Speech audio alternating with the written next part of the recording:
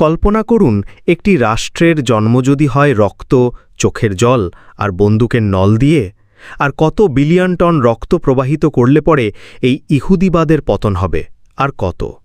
একসময়ের পবিত্র ভূমি ফিলিস্তিন, যেখানে ছিল মুসলিম ও অল্পসংখ্যক খ্রিস্টান ও ইহুদিদের মিলেমিশে বসবাস। কিন্তু ১৯৪৮ সালে ছলচাতুরি করে পশ্চিম বিশ্ব গায়ের জুড়ে এই ভূখণ্ডেই ঘোষণা করে ইসরায়েল রাষ্ট্র। এর পেছনে ছিল শতাব্দীর পুরনো জায়োনিজম আন্দোলন, যা ইহুদি জাতির জন্য একটি পৃথক রাষ্ট্র গঠনের দাবি জানায়।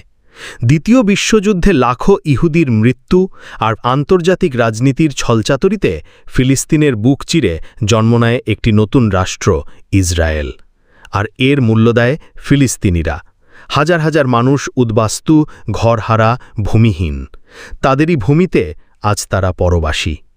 ইসলামের দৃষ্টিতে এটি কোনো সাধারণ ঘটনা নয়। এই ভূমি, জেরুজালেম ও আল আকসা, মুসলিমদের জন্য একটি পবিত্র আমানাত।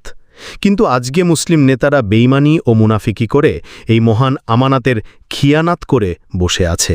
আজকের প্রশ্ন, এই জাতিগত নিধনের শেষ কোথায়, শেষ কবে?